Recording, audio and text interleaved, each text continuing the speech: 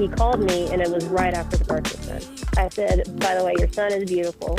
I could tell if he almost started crying on the phone. He said, please tell him I love him and that I miss him and I can't wait to see him.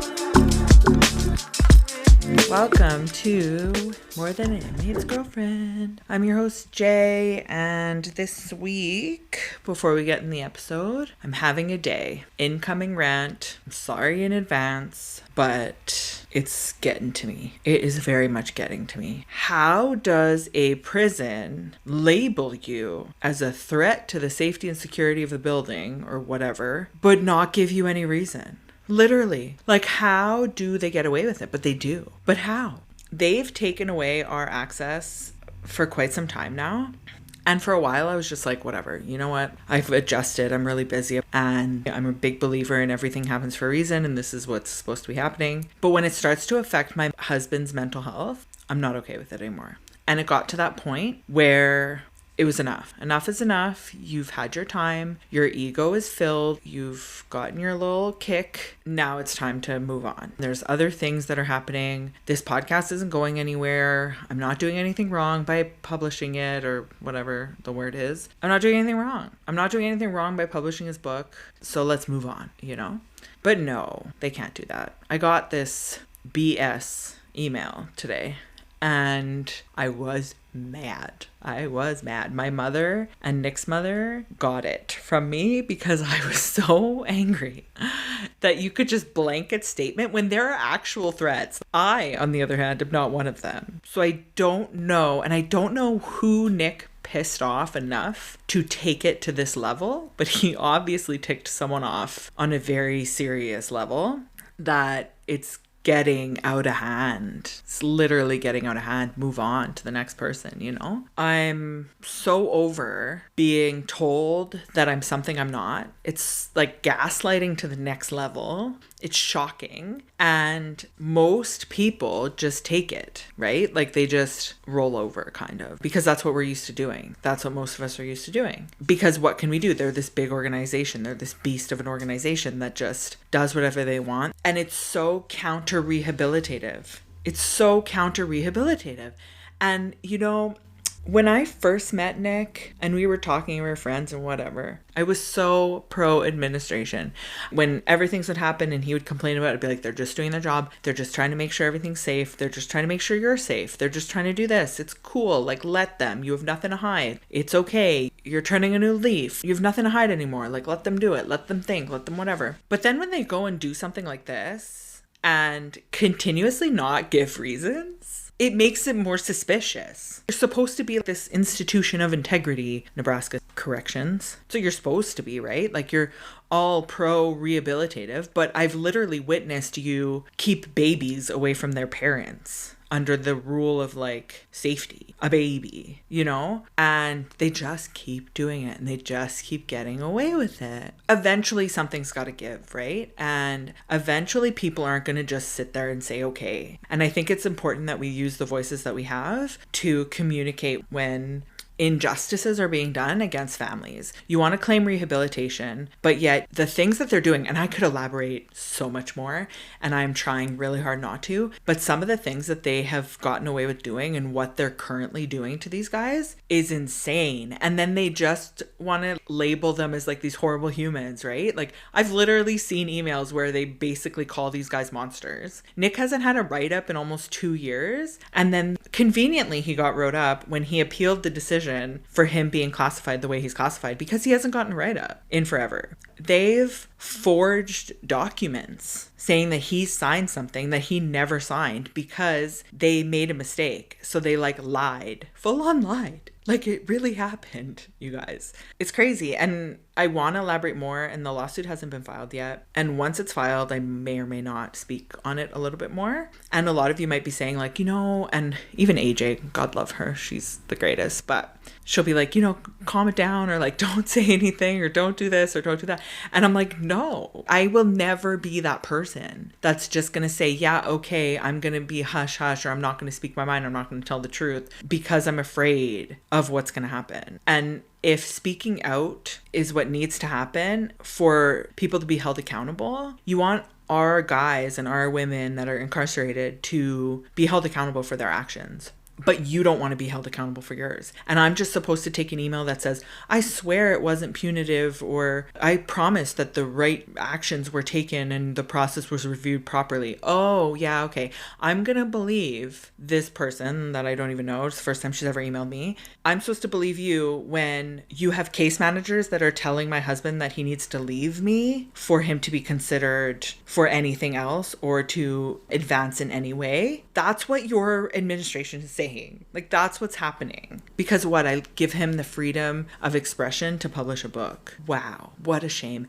And the lack of communication completely. They just don't communicate. It's crazy because I've heard of people losing visitation for certain reasons, and they lose it for a set amount of time. And these are actual reasons, like they're real. Actually did something they shouldn't have, and they are being held responsible for it. Fair. They did something they shouldn't have. I've never done anything, like, at all.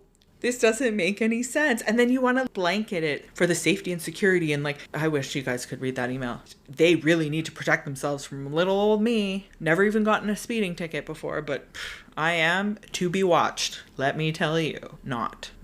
You guys know it. I know it. We all know it. Elephant in the room, everybody. She's not actually a threat. You're dragging it out more than you really need to. And now I'm annoyed. And maybe they're going to keep winning. And they're going to keep winning. But eventually they're not. Because eventually this community is going to grow. And we are growing. And maybe we're only at a couple thousand listens a month. But, you know, hearing from someone last week from Australia saying like, I hope you and Nick end up together. Wow. Like, it's crazy. Getting messages like, I really needed to hear this podcast. Thank you for making it. And so many of us are women. I'm sure there's men too, but so many of us are women, and women have power. Like, we really do. And maybe I'm going to lose consistently. And maybe you guys are going to watch me lose consistently. And I'm going to be open and honest about how we're handling it with Nebraska Corrections and how Nick is really trying to stay positive and stay on track and be a good person and not do anything that he shouldn't do, and really trying to do the right thing here and really grow and mature and learn and continue to learn, and then to be beat down continuously. Like, I'll give you some examples. So he published the book, right? The Prisoner Manifesto. And that's what started everything. Now he wrote another book. He sent out to the prisons administration or whatever saying like, hey, who do I have to give this book to get it approved so that I can publish it? Because you freaked out last time, so I want to give it to you so that you can tell me if it's okay so that I can publish it. And then it took forever to get a response. And then when he got the response finally, it said, you don't need our permission to publish a book, but none of what you write will ever enter this facility. We can count so many people that are currently incarcerated in the Nebraska Department of Corrections that have their books and are holding them in their hands. So many people that have written their own books and published them and then got them. But then they write a kite to Nick. A kite is like a note. I don't know how to describe it for those of you that are not in the system. Basically like a note to send to someone. They call it a kite. He got a kite back saying, anything you ever write will never come through these doors. But so many other people? Yeah, that's fine. They can all come in. Your wife, she can never see you. She can never visit you. It's indefinite. We're not changing no status anytime soon. But we're not going to give you a reason. But everybody else, we'll give them a reason. We're just not going to give you a... Anyways, rant over for now. I'll keep you guys updated. I'm so frustrated. It's so unfortunate that they get away with these things. And I know so many of you understand what I'm going through. And I know so many of you have felt what I felt. I actually have recently spoken to a few women that I've met through this that are currently going through different processes of trying to reapply to have access to their loved one. And in certain circumstances, people make mistakes, people do crazy things. I mean, people are incarcerated for a long time. Things are going to happen, right? And it's important that there are rules. And when rules are broken, that something happens, right? It's also important to communicate. And it's important to justify your actions from either side. You've forged Nick's signature. You've lied to me about not allowing me to get married on Christmas. Who's the one that is in the wrong here? Who's the one that's not being truthful out of the two? It doesn't make any sense. But you're going to get away with it, and you're going to get away with it, and you're going to get away with it until you don't. And you guys will follow me through this journey. I will not just say, okay, you're allowed to label me as a threat and I'm not going to do anything about it. No.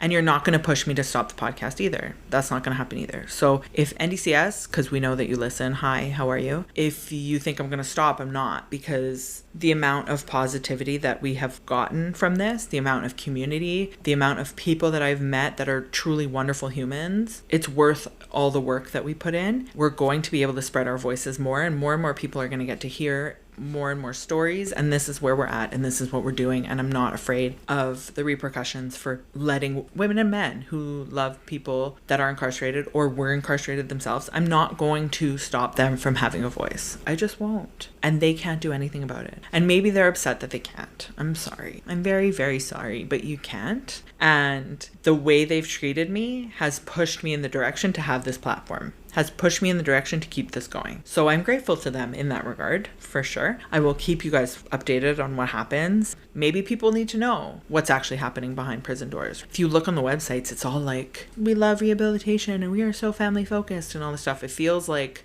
so fake because so many of us have a very different experience with it, that you see what the public sees and you're like, oh, gee, you guys, if only you knew the reality. And I'm a victim of it too, because I would see things on the outside and think, yeah, okay, they're doing good. Like, they really want to help these guys. Like, they really want to rehabilitate them. They want to give them opportunities. They care about their family and their loved ones. No, they don't. Then you read these things that happen, like riots, for example. People wonder, like, I wonder why this happened. Yeah, let's talk about what's actually happening at NDCS. Let's talk about like the realities of the situation. Let's talk about how people can get written up for telling their girlfriends that they got a write up. Yeah, that's real. That's like literally suppression of voice. That's what they're doing. They don't want the public, they don't want the loved ones to learn about what's going on in there. So they will write the guys up for that, for telling their loved one about what's going on inside. Make it make sense. It's terrifying. It is terrifying. So I will keep you updated.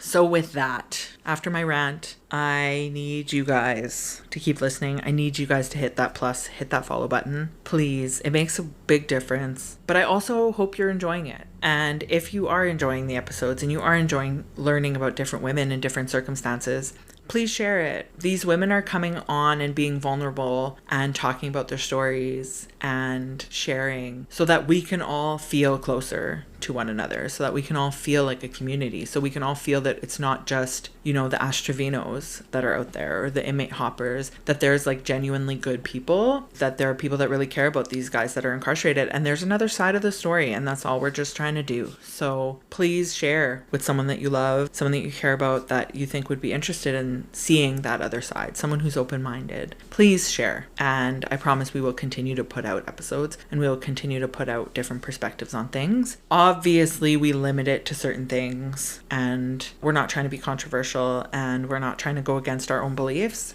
But there are a lot of people that you read about, and then when you hear the truth, it's a very different situation. So I think it's really ideal to get a full picture and get a different perspective. And I don't think there's anyone better to showcase that than someone's loved one who's incarcerated. So please share.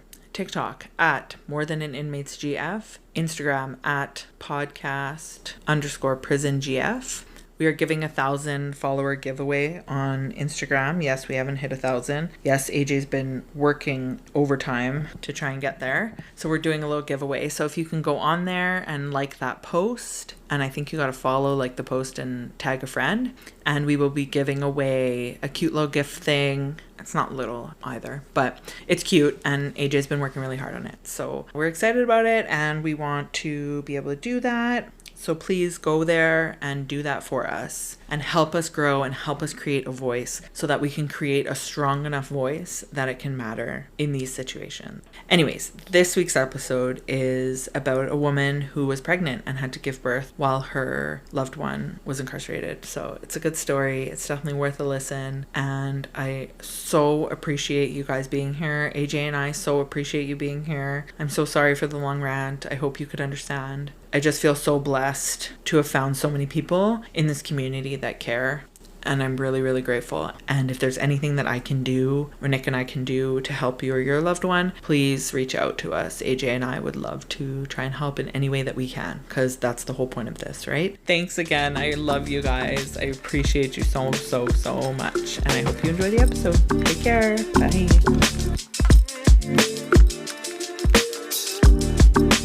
This week, we have a very interesting episode with a woman that I can only call a superwoman. This woman that AJ spoke to earlier this week has a story that I think you guys are really going to connect with, and she's just amazing. From holding down her house to everything that she's been through, I think it's really, truly beautiful story of resilience when it comes to sometimes having your loved one have to be incarcerated for a certain amount of time. So with that, we are going to talk today about mostly her experiences with being pregnant and giving birth. And I think that that's something that is difficult on its own, even with your partner. And this woman went through it alone. Hearing her story and sharing how she got through it, I think is really important for a lot of us. So with that, I'm going to introduce you. Her name is Ashley. So welcome, Ashley. Hi, how are you doing? Good. How are you? Well, I am well, thank you. So excited to be on here talking to you. Yes, I am so excited too. I can't wait to hear all about it. So tell me about your partner. How did you guys meet? Well, we met through my friend. He was the brother of my friend. And, we just got out of church, ironically. And he came to pick up her kids to go somewhere to grab lunch or something. See him parking lot, see them talking, and she comes back and hey with Megan. And I was just like, Megan, who the hell is that? And she's like, that's my brother. And I was just like, oh, well, he's flying tails. Like, I need his number type of thing. And ironically, she tells me later that he actually said the same thing to her. He's seen me across the parking lot and was like, Megan, who the hell is that? And she's like, y'all are ridiculous. It was just funny. Did he get your number? Oh, absolutely he did. And later on, we hung out all together. We went to one of our local bars.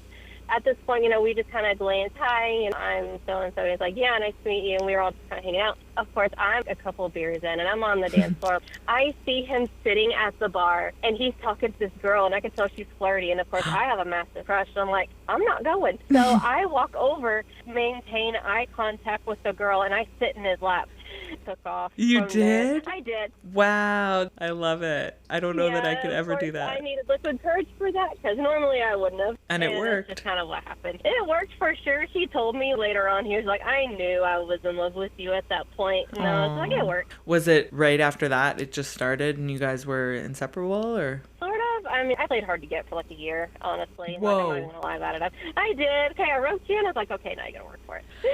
Wow. What was it like falling in love with him? Well, it really completely hit me out of nowhere. We were best friends first, just kind of how it happened, I guess. Not going to lie, I was still in a marriage that was very rocky. Me and my husband at the time knew it was over. We were just staying for our older kids at that point. We slept in separate rooms. We did all of that stuff. I want to separate and everything first. And that's what I did. So we were friends for about a year. I called him for everything.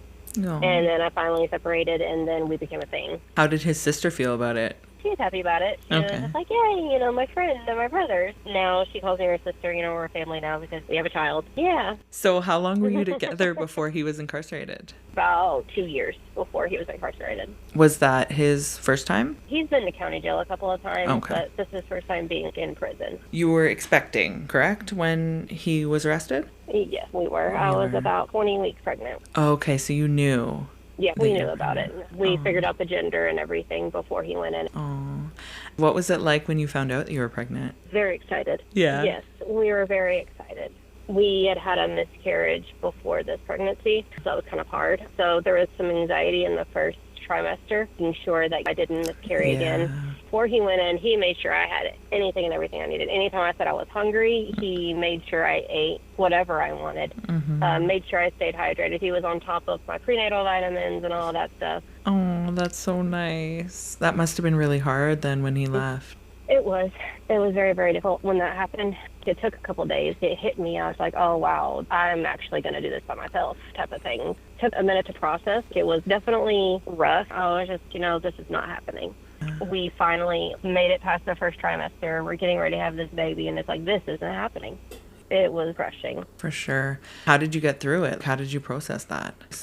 Literally, my thought process is I don't have an option. Yeah. I don't have any other choice but to. And I just didn't let myself collapse. Believe me, I wanted to. I wanted to fall apart. But I didn't let myself because I have this child. I'm all he has right now. Mm-hmm. And I don't have an option but to keep going. Yeah. So. I'm trying to think how I would feel, and I don't have kids, but I feel like I'd be angry at him. Yeah. Did you feel that? What were your emotions towards him? I was definitely mad. In a way, some days I am angry still. I don't take it out on him. I have my own emotional roller coasters that I go through just about every other day. There are times where I'm angry, but especially like if I'm struggling financially or if there are just nights like I really just want him there, just be there with me. If you hear my little one in the background. Yeah, he's so cute. Hi. Hi. But yeah, there are just nights I'm mad because I need you here. Yeah. I need help with these bills. I need help with these kids. Doing it pretty much by myself. Mm-hmm. Like, I'm really, really mad. Mm-hmm. But I don't take it out on him because I know that wasn't his intention to end up where he was. Yeah. He wanted to be a dad. Yeah. Again, he has other children, too. He didn't want to be there. Yeah. He feels bad about ending up where he is. I'm not going to make him feel worse by taking things out on him because he goes through it every day. I know he does. That's so mature of you that you're able to be angry and still process it on your own. Yeah, but there are times where I don't want to be mature about it. What would you say was the hardest part of that time period from him being incarcerated to giving birth? What was the hardest part for you? One of the hardest things for me was going through the pregnancy, the milestones, because he never got to feel a kick or anything before he went in. Wow. It wasn't until a few weeks later, experiencing all of that, going to the ultrasounds. Yeah. That was hard, going through all of that, and not being able to show him any of it or anything. Anytime that I could go to the doctor and have him on the phone and listen to the heartbeat or something like that, I made sure I put it on speakerphone and I let him hear it best I could. Yeah. And that's something that I tried to do. But besides giving birth, that was probably the hardest part. Yeah. And then when you actually went through the birth, was he able to participate at all? He was not. He was in county jail for about 4 months. And then when he got transferred to prison, it takes a while for you to be able to use the phone. And the week that I was getting ready to give birth, because they moved him to one prison, and then they had him wait there for a couple of days because the buses run on the schedule when they take them to whatever facility. So they took him to one prison, had him wait there, and then they took him to the facility that he was actually going to be going to. So it was like a solid week. I hadn't heard anything. Got to the point where I was calling around. I'm like, where is he? And there was a website where you can look up where the offender is. And it says he was at this prison he was going to. And they're like, oh, well, he's not here. And I'm like, then where the hell is he? Oh, my gosh. I'm trying to give him updates about the baby and everything. And they're like, oh, well, he's this place waiting for a bus. So, yeah, the day that I gave birth was actually the day he got to where he was going. He managed to get a call out to me. He managed to get a guard that had a cell phone because he said, listen, my wife's getting ready to go into labor. I really need to call her and check on her. They let him call. And he called me, and it was right after the birth was done. I said, by the way, your son is beautiful. He's 7 pounds, 6 ounces. I could tell he almost started crying on the phone. He said, please tell him I love him and that I miss him and I can't wait to see him. As you're telling this story, I'm sitting here so angry for you that you couldn't get a hold of him. And then now I'm ready to cry because now you're telling me the story of him. I can't even imagine what he was going through. Did you have a scheduled birth or was it just when it was time? The night before, I went shopping and I got his diaper bag, and it was 3 days before my due date anyways. So his sister took me to the hospital. I woke her up at 4:15 in the morning. I woke up, I was hurting. I was having contractions. I waited about 30 minutes, didn't know if they would decide, and I woke her up, I think I'm having the baby. Sure enough, I ended up having him at 10 o'clock in the morning that day. Oh my gosh. So his sister was there with you? She was there. She was in the room pretty much taking pictures.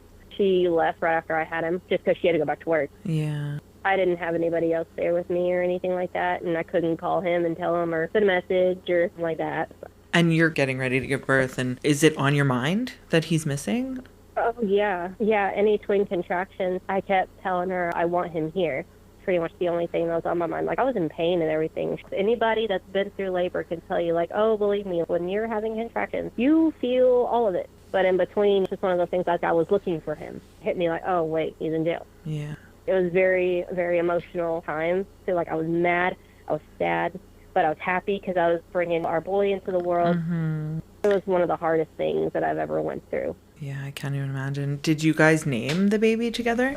We did. You did? Yeah, we had a name picked out before he went in because we were so excited about it because we had a miscarriage before and we had name picked out if it was going to be a boy or a girl. So we already knew what we wanted to name our baby. What was it like the days afterwards? How was he able to be involved? How was he feeling? Did he communicate with you on that?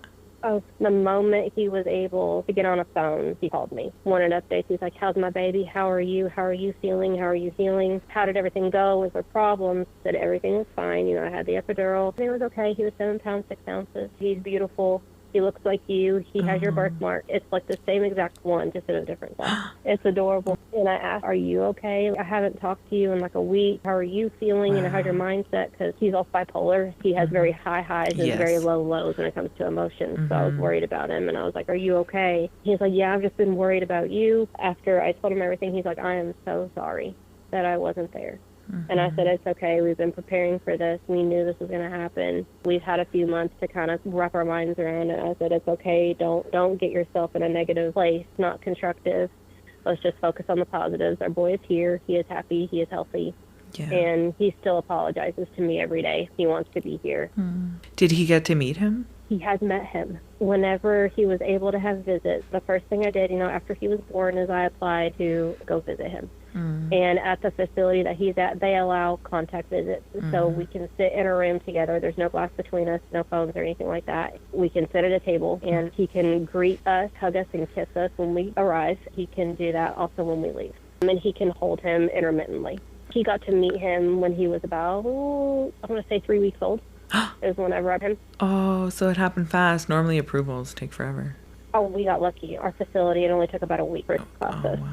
And what was that like? Very emotional for me. I was very excited because I hadn't been able to touch him now in 6 months. Wow. I wasn't able to touch him or hug him or anything like that because whenever he was in county jail, we could visit. There's glass between you. You talked on a phone that connects to the other side. Finally, just so glad that I could hug him and he got to hold him, and it made my heart so warm. He could feed him whenever it was time for him to eat. So it was very heartwarming. It was a very happy moment, but a very emotional moment because I knew it only lasts for a certain amount of time. Yeah. But other than that, all good things. Yeah. And definitely worth it because I can't imagine the pain for sure. Of having to separate them. It's awful. There were times, our son is about 18 months old now, just about. He's at that toddler age. And ever since he was born, saying, Dad, this is Dad, and I would have him talk. So he's used to him. And so now whenever we go to visit, he cries. Our son cries whenever it's time for us to leave. We told ourselves that too. And when he gets a little older, he's going to start asking you questions. He's going to wonder why you can't come with us. He's going to get upset. So this is something that we're going to have to prepare for as well. Yeah. And he said, I know. It's rough. The moment he's back in his cell, he's calling me, making sure that I'm okay, he's okay. Makes me so emotional because it's so sad. And I know that there's other circumstances in Nick's prison where I know some people that aren't able to see their son. It breaks my heart because these fathers want to be involved. The mistakes that they did or didn't make, whatever circumstances that landed them there, and then they're being separated from their child when they don't want to be. And there's so many fathers that don't want to be a part of their children's lives. Just one of the things that frustrates me is I tell people, I said, he's an amazing dad. And they're like, well, if he's such a good dad, then why is he locked up? And I'm like, I'm about to cuss you out. That has nothing to do with it. I don't care what you have to say. He's an amazing dad. You can ask any of his kids. And even my kids that I had with my ex-husband, who's super cool, by the way. We have a great co-parenting relationship. He's aware of the situation. He knows him. Even he'll tell you he's a good dad. Aww. My other kids that I had with him, they love him. They him as their stepdad. He's a great father. I'm sick of the stigma that people are just like, hey, they're incarcerated, must not be good parents, or they must not care about their child if they're locked up. You know what? That has nothing to do with it. You don't know their story. You don't know what they did. You don't know what they're like. You're right. That stigma, it's really hard to overcome. It's nice to hear that your other kids also think he's such a good dad. Oh, they love him.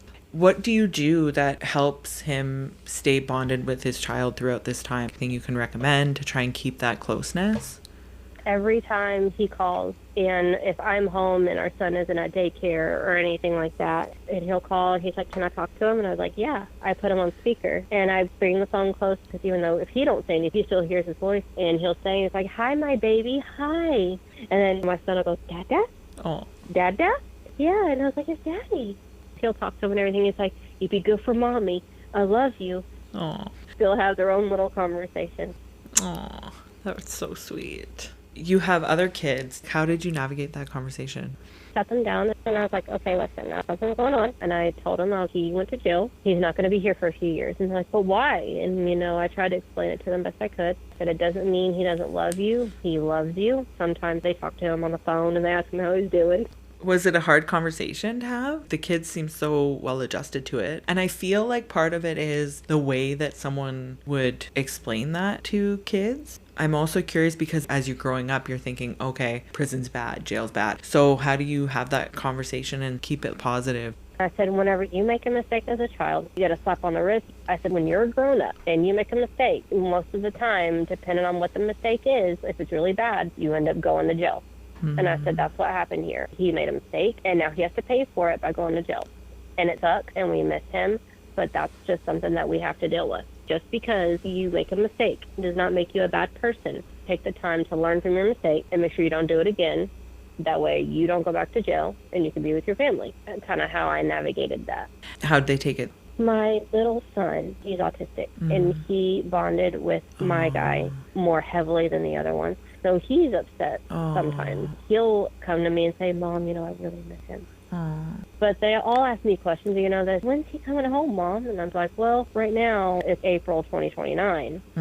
So, well, that's a long time. He said, I'll be this old and I'll be this old. And I'm like, yeah, I know. That's where we're at the moment. You did such a wonderful job of explaining it to kids for them to understand at that age. I just took time to think about what exactly I wanted to say in a way that they could understand it. Because, my kids that I have, they're 11, 10, 8. And then I have my 5-year-old, and then I have my 18-month-old. My 5-year-old, she was 3 whenever he went in, so she really doesn't remember a whole lot. She doesn't really ask a lot of questions. Yeah. My older boys, though, because I have 4 boys, 1 girl. So my older boys, they were asking me questions. They knew him very well, and they remember the ones that I really explained it to an 11, a 10, and an 8-year-old. Right.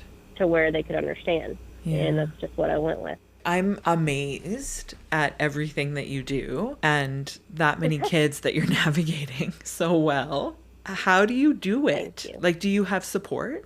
My whole family lives in another state.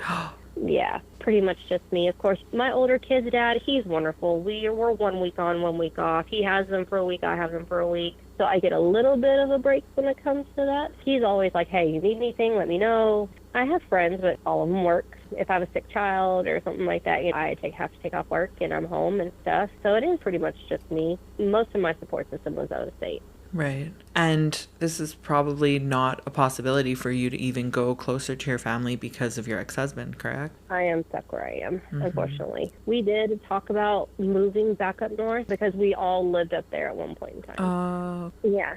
And so we thought about going back up. Of course, it would be after he was out before that happened. Even he told me, he said, if you need support, if you want to move out of state and to be with your family, you can. And I was like, well, honey, you forget my other kids are here and I'm not going to leave them behind and I'm not going to take them from their father. And with our parenting plan, that's not really an option anyway. So how do you find the strength to do everything? I tell myself I don't have an option and I just need to do it and get over it. That's the only way that I'm able to do, because it just hits me that, because my older kids, they have their dad. Yeah. If anything were to happen to me, they would have him. Well, my youngest son doesn't have that. I'm all he's got. Yeah. I have to do everything for him to make sure he's taken care of and good, sure he has everything he needs. I just tell myself that I'm all he has and to get it together. And I don't give myself an option for failure or to slip. And of course, there are things that happen. Life happens and you can't control everything. So yeah, there are setbacks. Just like last week, I was home all week. I wasn't able to work all week because my son had type A flu and he wasn't able to go to daycare. Do you have moments of self-care? Please tell me you do. Rarely when I find the time. If I'm not doing laundry, doing dishes, or cleaning, cooking, or work, or doing schoolwork.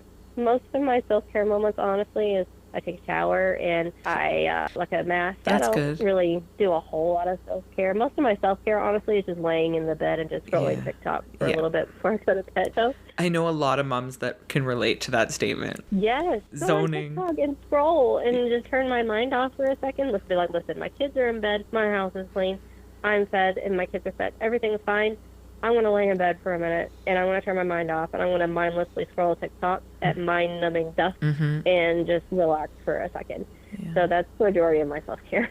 I was worried for a second. I just can't imagine. We were saying before we started recording, I don't have any kids and I have a dog. Sometimes my house is a mess, or I'm not cooking or whatever, and I can't imagine that many kids and having to do it alone, knowing your partner is not voluntarily not there. It's so much harder. Something that I thought about, it's like you're grieving somebody still alive. It's almost like grieving a death, but of course they're not dead, but they're not there. You're grieving somebody who's still alive, which is that much harder. You know that they want to be there, but they can't. Yeah. And they're away from you, and they don't want to be. It's not like they have an option to come back to you for a certain amount of time. There's not really a way to heal from that. So it's like you're constantly grieving the loss, like their presence, them being there for you for support or help around the house or financially, whatever. It's all a loss. So it's like you're grieving a loss of them being there with you. Yeah. I think that's kind of harder. I don't want to say it's harder than grieving a death because, of course, it probably isn't. Yeah. But I feel like you can't heal from that. There's no healing from that. The ache is always going to be there and the sting doesn't fade. And it's just one of those things that you just, like, how do you recover from that? I don't think you do. Yeah. Especially if you have that relationship to where you really do miss them. They really want to be there with you. You have a really tight relationship. They're your person. There's no healing from that. Yeah. It's like you're stuck in limbo while you're waiting for him. He's a huge part of your family. He is. I've even told my ex-husband this. I said, he is more of a husband to me than you were. And my ex-husband and I got married very young. We had no idea what we were doing. A lot of resentment there, but we healed from that. In hindsight, is there anything that you would do different or would have done differently? Any kind of advice for anybody? I wouldn't have spent so much time being mad at him. Okay. I had every right to be mad, but I wouldn't have spent so much energy being upset at him. Not something anyone could have controlled. I just wouldn't have been mad for so long. Yeah. Because I know he didn't intend that. He didn't want to be there. He didn't want to be in the situation he was in, and that ended up leading into him getting incarcerated. Like, he didn't mean for that to happen. Yeah. So that's why I definitely would go back, and I wouldn't spend as much time being mad at him as I was. Yeah. And it sounds like you've forgiven him, too.